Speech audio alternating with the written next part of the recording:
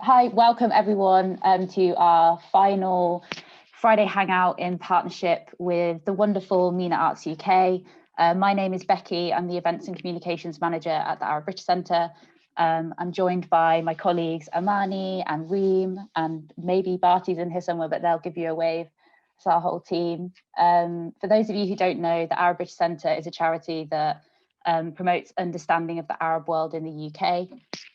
We do that in a number of different ways, including hosting lots of different resident organisations in our central London premises. We run courses in things like Arabic language and Arabic musical instruments, which is particularly relevant for today. And we also have an extensive cultural programme. So one of my colleagues will send our website into the chat, and we really encourage you to check out all the stuff that we have going on. Just before we start off and I hand over to Laura, I just want to say thank you so much for everyone here, old and new faces. We've had such a great time on this partnership with MENA Arts, platforming MENA Plus professionals working in the live and recorded arts. And it's been a joy to bring back our Hangout series over the past couple of months. We're gonna, so the way that the event is gonna run is, first of all, Laura will just do a bit of introductions. Then Khyam and Philip will have about a 30-minute chat. We'll open up for questions. So please do send them into the chat bar. And Laura will get in touch with you to ask whether you want to ask them in real life, or whether we can just kind of incorporate it into the Q&A. And then at the end, we'll kind of round off and have a little extra treat as well. But yeah, so Laura is on the steering group for MENA Arts, and I'll hand over to her now. Thanks. Hi everyone, it's so brilliant to see you all here, and some familiar and some new, and as Becky said, it's the last of the series of 4 that we were collaborating with the Arab-British Centre on, of these Hangouts, and it's been a great ride, and thank you to all of those of you who have come to every single one. It's brilliant, and those of you who are just here today. As Becky said, I'm on the steering group for MENA Arts UK. For those of you who aren't familiar with us, we are a not-for-profit arts organisation we formed last year for creatives in the live and recorded arts who are connected to the Middle East, North Africa and surrounding regions. And we provide a support network, we advocate for representation, and we commission work. And we also create conversations about all of those things, which was one of the primary purposes of this Takeover series, was to do just that, to platform some MENA Plus professionals and to chat about their work and their motivations and their influences and experiences. And each Hangout is hosted by a member of the MENA Arts UK steering panel. So today, I'm thrilled to say that we have Khyam Allami with us. And Khyam is an Iraqi-British multi-instrumentalist, musician, composer, researcher, and founder of Nawa Recordings. Primarily a performer of the oud, his artistic research focuses on the development of contemporary and experimental repertoire based on the fundamentals of Arabic music, with a focus on tuning and microtonality. And I'm sure we will talk more about that later. And our very own Philip Arditi is hosting. Philip is an actor, writer and theatre maker, born in Istanbul, moved to London in '99. And he leads on fundraising and partnerships for MENA Arts UK as well. So as Becky mentioned, the second half of this is all about questions from you. So please do send those, put them in the chat as they have their conversation. And I will hand it over to Philip.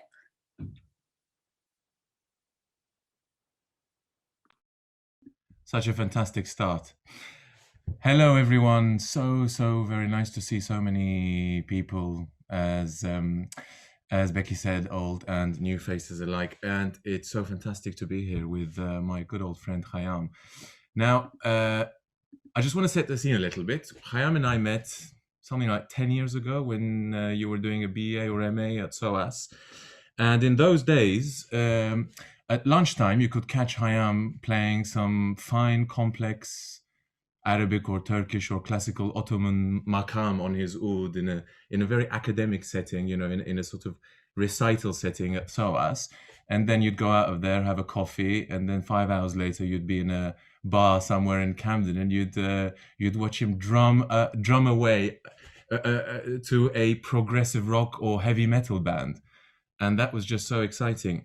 And I think the lines that separate those two kind of musicians inside the same person have become more and more blurred, it seems, over the years. And it looks like, from the last week of doing some research around your work, it looks like you've made a business of blurring the lines, breaking down walls and ceilings, and that's just so exciting.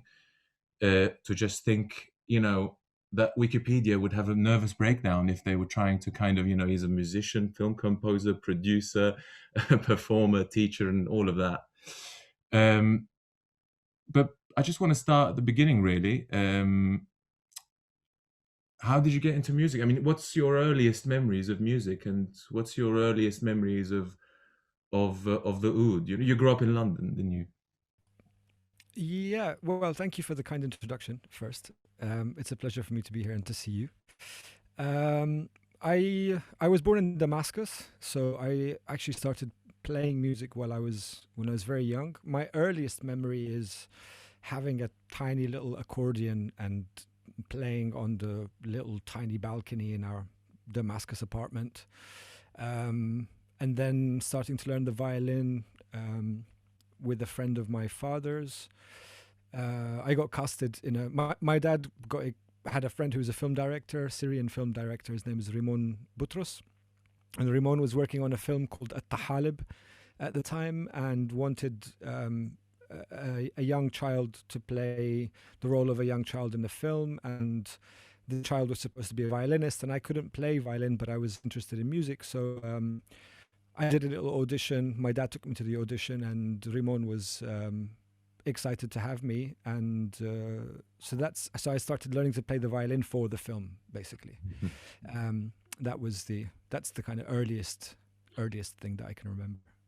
That's fantastic, because already it's like you're not just sort of having an instrument on a stage and playing a song. Music is already part of a bigger story, isn't it? It's already kind of weaved into something larger, and that seems to really be a central part of your work.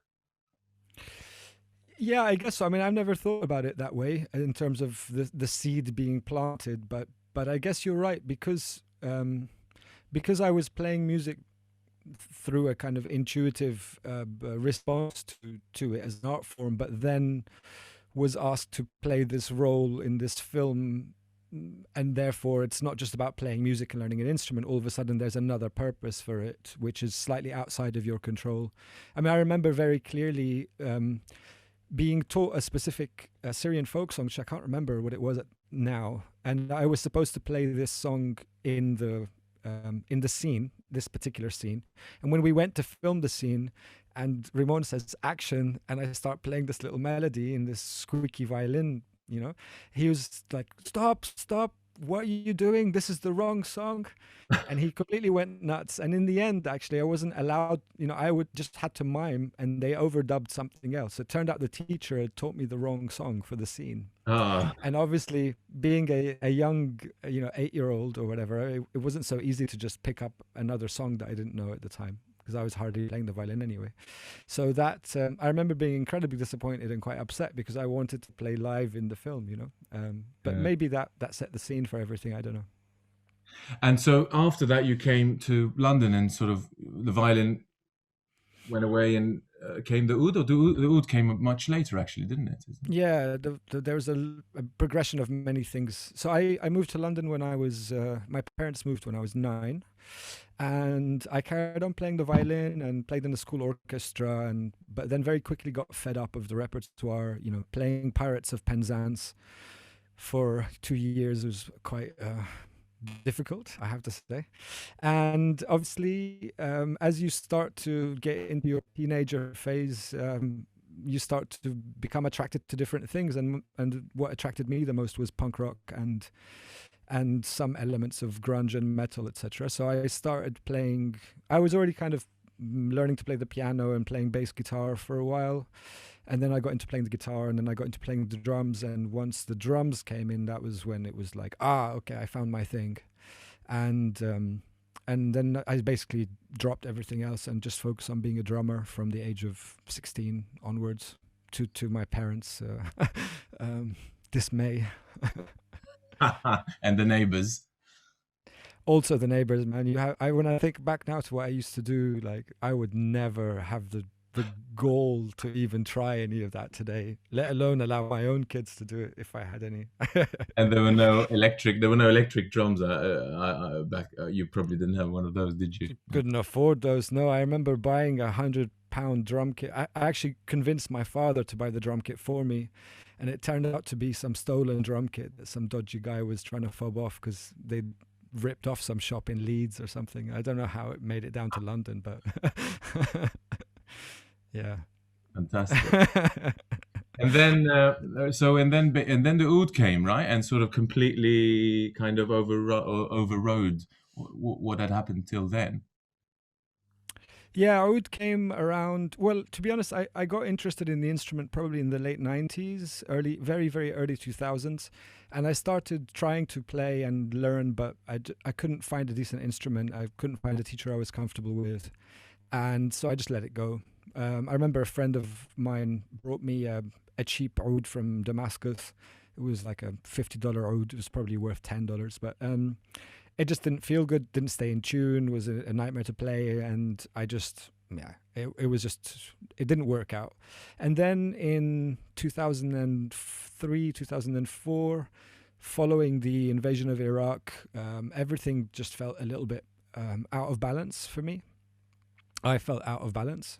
Right. And so the oud was a beautiful key to open many doors, not just this idea of whatever, reconnecting with one's heritage or finding one's roots or whatever, but actually on a deeper philosophical, spiritual, musical, compositional level.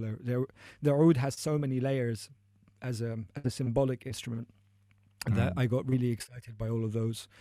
And then I found a teacher in London. His name is Ihsan Imam, an Iraqi teacher. And when he was a friend of my father's, and when I went to see him the first time, he just played for me. And I was gobsmacked. The ability of Ihsan to just sit and be able to express whatever he was feeling at that moment in time with this seemingly simple acoustic instrument. It's just a piece of wood with strings on it. Ultimately, it's not a drum kit with all these parts that's heavy and you have to, put together, and you have to get cymbals and your hi-hat and do all of this stuff and tune all the drums individually. And it's not an electric guitar that already has a lot of presence. It's just a very simple instrument in that sense. It has a very natural sound, and his ability to just play for hours nonstop without repeating a single phrase was just amazing to me. So he got me really hooked, and he was very patient with me, because I obviously kind of felt like I had developed a musical understanding and a musical, perspective, like my own individual perspective on what music is and how it could be, etc. And he kind of wiped the slate clean and was like, Khyam, everything you've learned until today is not going to help you. So you have to start from scratch. And the only way you can start from scratch is by listening. And so those first 6 months were basically me going to see him at his home, listening to him improvise for 40, 45 minutes, sometimes falling asleep, something I apologize for a lot in those periods. But it was hard, when you've spent so much time listening to rock music and being very visceral in what you do and how you engage with music, to all of a sudden have to take a back seat and completely unlearn everything and relearn something new that has a completely different way of approaching music was hard, but he was incredibly patient. He saw in me that there was a dedication. I used to go every week. I never missed a class. I always listened. I always practiced. And I think that really helped. And he just kept giving. He was very generous with me in that period, and that made a huge difference. And that really covers the full gamut of music making, doesn't it? Between the oud and, between a sort of classical, improvising classical maqams on the oud to playing kind of progressive rock drumming, you really sort of cover the whole range of the colors that a lot of music can give you.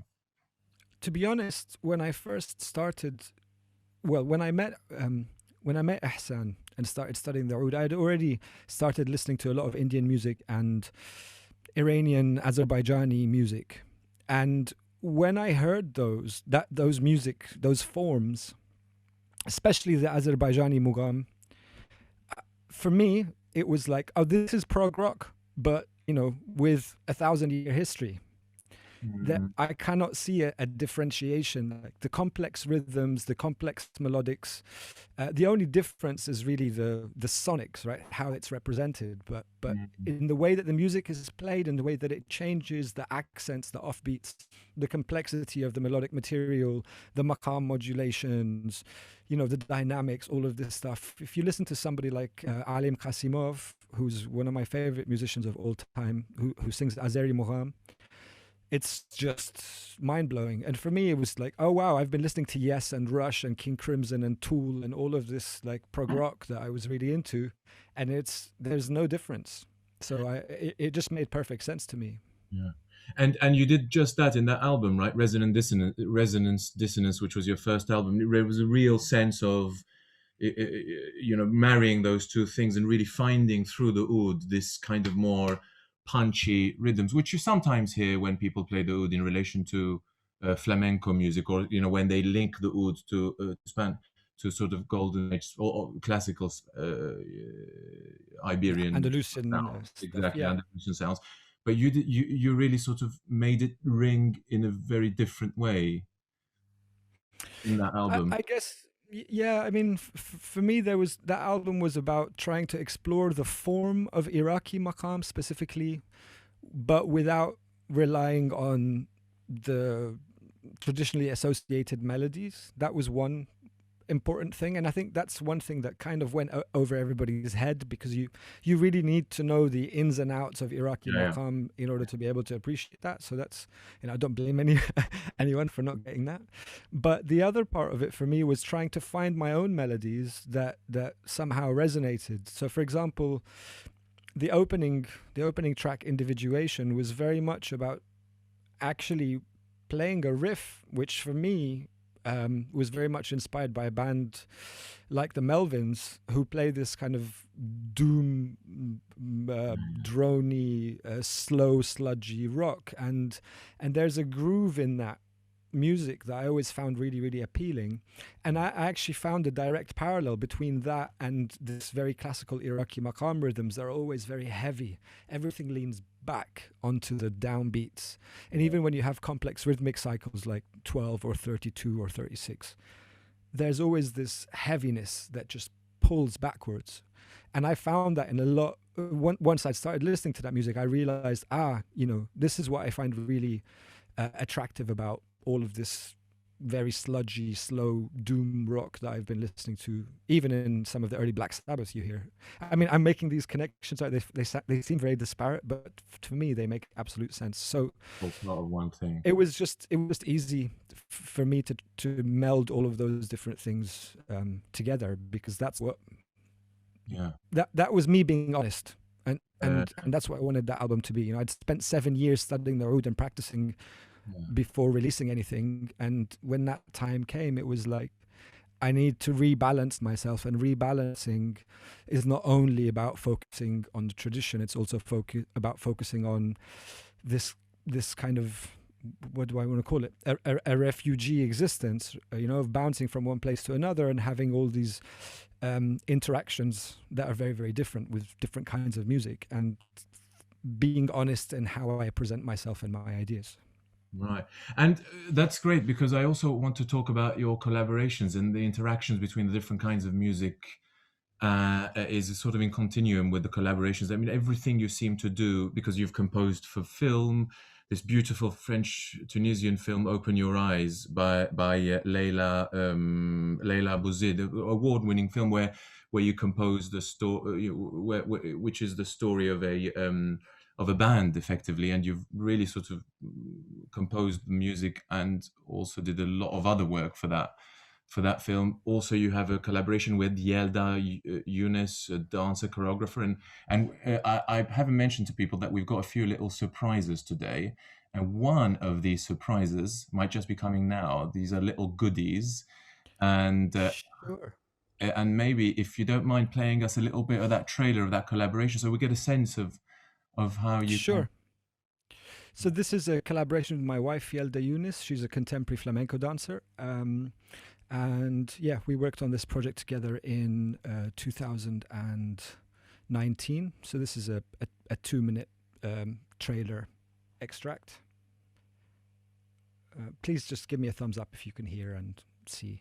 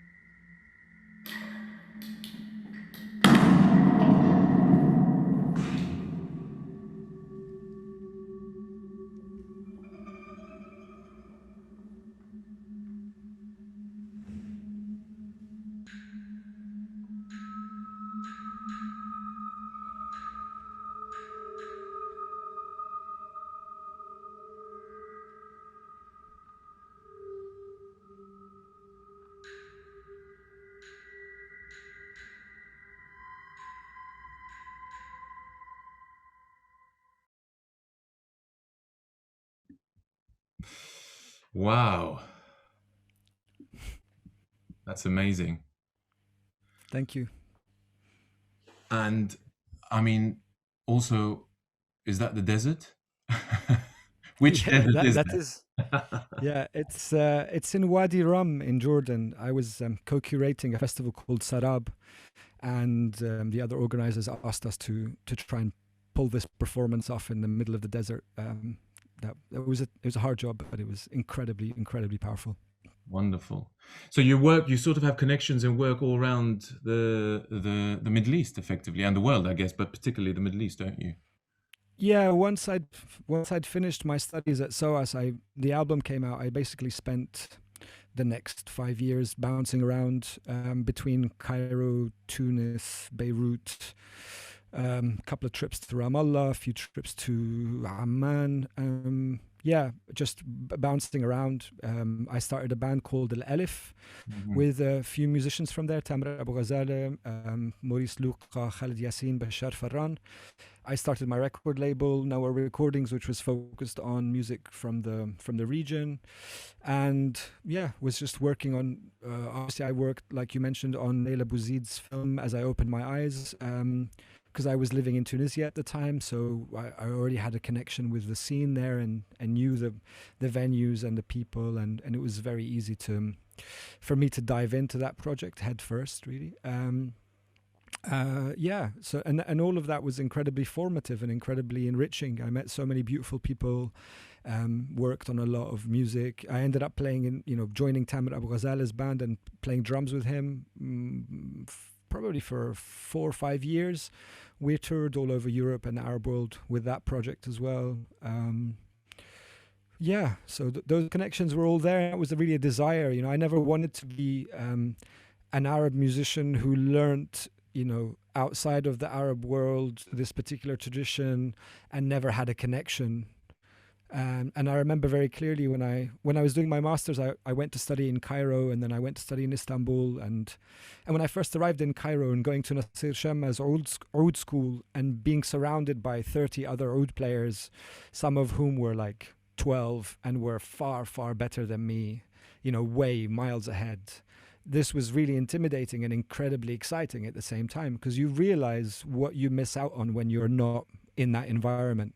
And as difficult as the politics might be, I think being able to engage with the environment and to live the day-to-day experiences, from the electricity cutting in Beirut all the time to the noise and the smog of Cairo to whatever, the beautiful landscapes that you can somehow see from Ramallah to the desert in Jordan. All of these things they really enrich your understanding of that region as a whole and its complexity. And I've always been really attracted to differences. Like I love embracing the differences in cultures that are supposed to be somehow hegemonic, right? Yes. And the differences. No. I was Sorry, precisely going to say that in that even in that 2-minute clip, we get a sense of the breadth and width of the sort of experiences that come into that piece. From flamenco to sort of oud to electronic music, and also that and I find it particularly fascinating that it's that bit that takes place out in the deserts. Effectively, it's in an open space, so there's nothing to contain it. There's no real there's no structure that hold it. We talked about this a little bit, you and I, the idea that structures sometimes can be confining, and it kind of feels exciting that that you're sort of working on something that's sort of really breaking out of limits. Yeah, I never saw myself as a musician that played one instrument and did one thing. I always thought of myself as being a creative person that likes many different things. I love cinema just as much as I love music, and I love art just as much as I love anything else. So it doesn't make sense to me to be an oud player. And I guess this was why it was frustrating earlier on when Residence Dissonance came out, and it was always, everything was being framed as, Khyam, the Iraqi oud player, Iraqi-British oud player who's gone back to his roots, And for me, it was never so simplistic. It's never so binary. And I guess I've just spent the last 10 years trying to break out of that as much as possible, to break my own expectations and assumptions and conditioning, let's say, but also to break that of what's expected within the Arab tradition, and also to break the expectations of the Western gaze and the European perspective on what the Arab world is and Arab music is. Yelda and I, for example, we've really struggled with this project, because when you put in a biography or in a presentation of a new work to try and get some programming, that this is an Iraqi and a Lebanese oud and flamenco, immediately you just get bombarded with all of these terrible associations that they're such Orientalist associations that have been kind of hard coded into everybody's way of thinking. And then they see the trailer and they're like, oh, actually, this is a bit too abstract for us. Yeah, and what it does is, those expectations really condition your creativity, don't they? I know, for example, as an actor that, if I'm going up for a particular role, say I'm, going to play a Middle Eastern character and he's either suave or kind of charming or speaks in kind of in riddles or something, then I feel constricted about the possibilities of what that person might be, and effectively, so that really my imagination really, and in a way that's, I think, what we're all about in terms of MENA Arts UK, trying to kind of break through those confining expectations effectively. Yeah, there are way too many stereotypes and subconscious inherited biases that really, in my view, end up framing and restricting so much. You can have. I don't. That's not to say that I want carte blanche and tabula rasa all the time. I think restrictions and framings are important to have, but those need to come from an artistic place. Those need to be related to artistic questions and artistic desires. But when you are programmed for a festival based on the work that you do, and then the festival takes the writing that you've done, like the little synopsis that you've done, and completely rewords it in order to fit their conception of what you do is, and therefore for them to also satisfy their own conception of what their audience is capable of understanding. For me, this becomes a huge problem, and we've had that a couple of times. And here I find that the restrictions not only then on us as creatives, but also on the audiences, because if you keep telling the audience the same damn Orientalist thing, then that's the only reference they're ever going to have. And it's just not sexy enough to say, oh, here is some abstract experimental Arabic / flamenco / we don't know what the hell it is thing. It's much more sexy to say, hey, we have this Arab Andalusian fusion with lots of fuego e pasión. Yes, we've got. Let's go back to 500 years ago and relive the golden age of Andalusia and all that. Yeah, totally. So which is nonsense for a French audience. Yeah, of course. Yeah.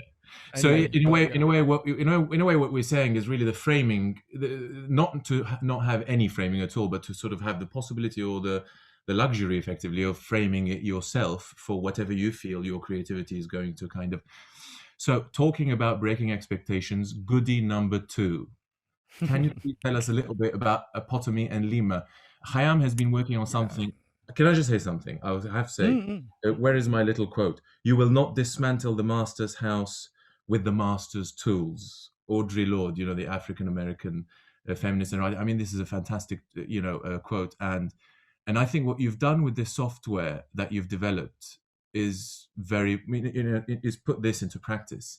And I find it so incredibly exciting. And if you could just play us or tell us a little bit about the software and play us that little clip, it'd be great. I'll try to be very brief. Essentially, the digital tools that we use today for music making are based on Western music theory and Western musical concepts.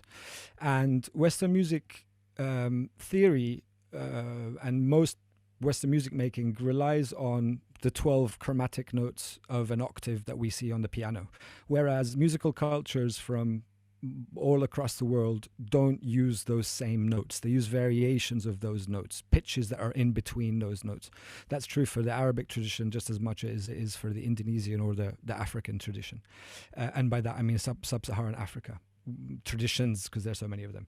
So I've struggled with this for many years because I felt like the tools that we are all bound to using these days to express our creative ideas, for me, were incredibly limiting, back to this idea of structure. And I'd had enough of workarounds and botched experiences. Every tool that allows for breaking away from this 12-tone equal temperament has all kinds of different restrictions, whether they be sonic or whether they be musical. And so I decided to create some tools that would allow me to break out of those confines and made them freely available for everybody to use in order to help other people break out of those confines too. And this is part of the PhD that I'm doing at the moment at the Royal Birmingham Conservatoire. I'm doing a PhD in composition. I'm in the 3rd year now. And so developing these tools were a byproduct of the PhD, because I'm doing an artistic research composition PhD. I have to submit compositions at the end, but because I wanted to focus on these experimental practices, the tools weren't there for me to be able to create the compositions that I would end up submitting. So I had to create the tools in order to allow me.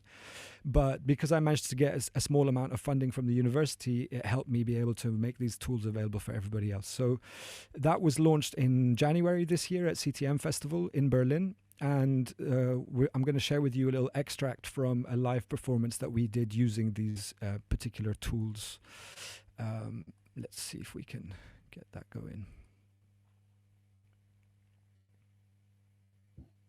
Mind your ears.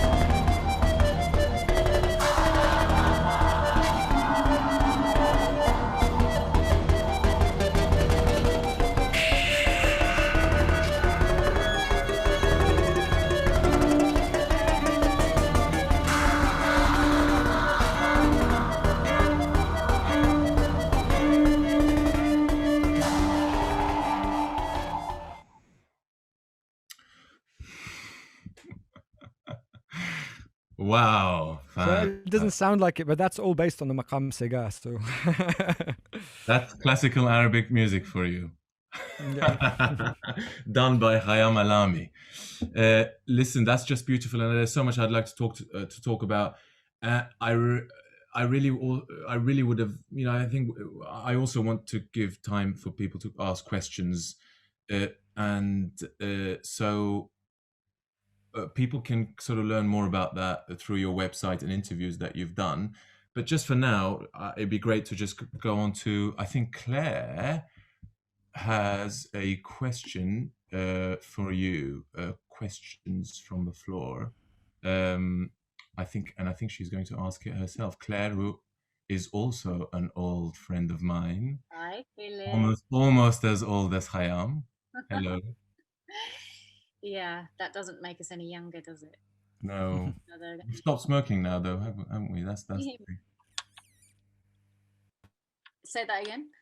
We've stopped smoking, is what I'm saying. That's how old friends we are. That's we all used to smoke when. All right, go for it, Claire. Sorry, I can't see you. There. Just really enjoyed this conversation. Thank you so much for being so generous with your experience, and I'm just so interested in this space of having the influences and such a sort of multitude of references, but being able to make it accessible for people. So I've got two questions really. First, I wanted to ask about Layla's film and how you worked on that, because I mean, I love this movie. I've seen it so many times, and every time everything hinges on the fact that the music is so authentic and that you feel that that band is really, that they've been playing this music for years. I mean, it just wouldn't work without that. And so how did you approach that aspect and get it so right? I mean, it's amazing. The music's fantastic. And secondly, how do you, if at all, think about your audience and where your audience is from or listening to you from and consuming, and does that ever affect your output, or do you try and just make what you feel like making at that moment? Thanks, Claire. With regards to Layla's film, you're absolutely right that the songs were an integral part of it, and that all started with, well, number one, I'd lived in Tunis for about a year, so I already had an idea of what the independent underground scene felt like, sounded like, and how it functioned in a way. So that helped me understand the musical formation of what the band would be. But the core issue was that Layla worked with a friend of hers, Ghassan, who wrote all of the lyrics, so the poetry that the songs would be based on. And those lyrics were essentially a key part of the script, in the sense that certain dramatic events or narrative events within the film happened because of certain lyrics in certain songs, and certain lyrics describe certain feelings of certain parts of the film, and they participate in the arc, in the narrative of the whole film. So the first thing for me was to understand how they fit into that structure, and to think about the emotional and the emotional dynamics of the film as a whole, and what part each track needed to play. So for example, one of the first songs is quite open and kind of easygoing and kind of fun, and then the next track is one that hits home much harder and is a bit more aggressive and has a lot of bite to it. Then the next track is something that is a little bit more downbeat and depressing because of certain things that are going on in the narrative of the film. So this was initially the first thing, was understand what kind of emotional dynamic levels these songs need to play within the film as a whole, and then start to write the music based on that, with reference to what I'd experienced in Tunisia with regards to the scene itself and what it sounded like. But I worked very closely with Layla on that film. I helped cast the musicians. I worked with Bayam Dhaffar, the lead actress and singer of the band, very closely, doing a lot of rehearsals with her in Tunisia on all kinds of Arabic stuff. Muntasir, who plays oud in the film, doesn't actually play oud, so I had to teach him how to fake playing the oud, which is the same as what I did with Amir El Masri for Limbo, if any of you watched the last Hangout. And then I also worked very closely with the cameraman, figuring out how different songs would be shot. So that also involved working with the set designers and knowing where to place the musicians and, you know, which instrument do we want to focus on at which part of each song. And then that went on to, I had to oversee all of the sound recording. All the music in that film is performed live, which was incredibly difficult for us to do as well. Nothing was pre-recorded. So I had to make sure that was all running. So I was on set all the time while we were filming. Then I was involved in the editing to make sure that all the music stuff was edited correctly, because they obviously end up having to cut and cut from the film. And I actually wrote the songs in a way that they could be edited without losing the energy, which was also kind of difficult. But I'd anticipated, knowing what the cinema industry is like, that everything would have to be cut down. And then I was involved in the sound mix as well to make sure that everything felt right, you know. And that was when I realized that if you mix a whisper a little bit too loud in the film, you lose the emotional content of the whole scene. So making sure that the music and the lyrics and the vocals and all the elements were mixed correctly was an integral part of the thing. So we worked solid on that for 2 years, more or less. And Layla was incredibly...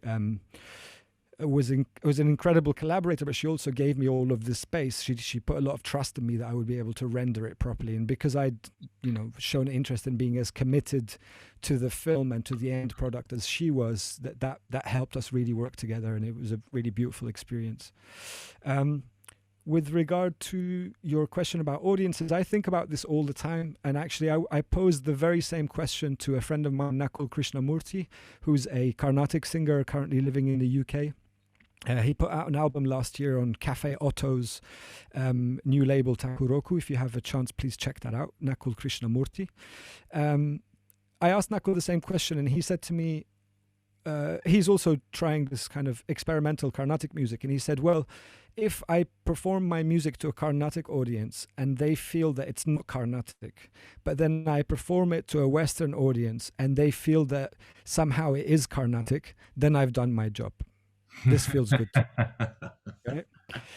So in a way, trying to alienate both audiences is part of the principle. And this really resonated with me because actually that's what I've been trying to do the whole time. I know that there's a huge community that I'm in touch with in the Arab world who share my feelings about, what music is and what it can do and where it can go and all the different possibilities and ideas.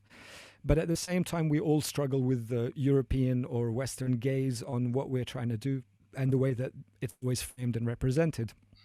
So, making sure that you're always within the gray zone of that black and white, staying away from binaries, but thinking of things as a kind of two-pointed line, and making sure that you're always oscillating in that gray area in between is what is satisfying for me personally. So.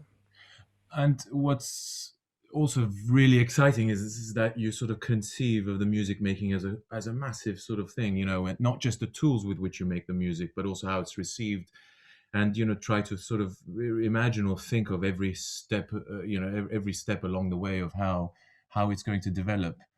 And so, just as we're sort of thinking of wrapping up, before we're gonna get onto our third and most exciting goodie. A sort of a final question. What's the future then? Let's talk about the future and how do we talk about the future and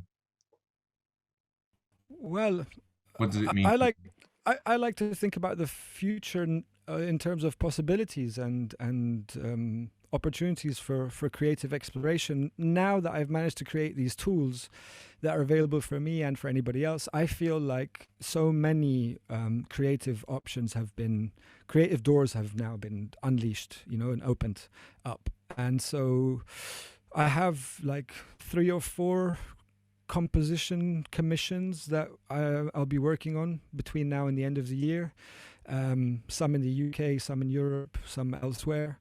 And the future for me is just like deepening this desire of being in this gray area. You know, that this culture, like Arabic musical culture and most non-Western musical cultures, are really untapped.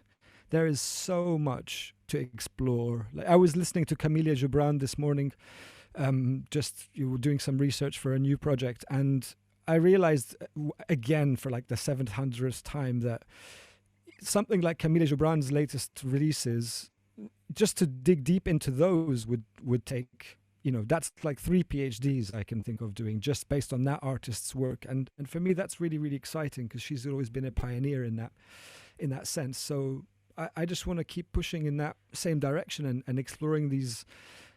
So this incredibly vast ocean that we haven't even started to understand. I find that incredibly exciting. And having broken down this massive barrier of being, of the sort of more mainstream Western software, now being able to access, as we've heard earlier on, electronic music for all possible sounds, you're sort of well placed to imagine a very complex, a far more complex future than you might have been able to before, right?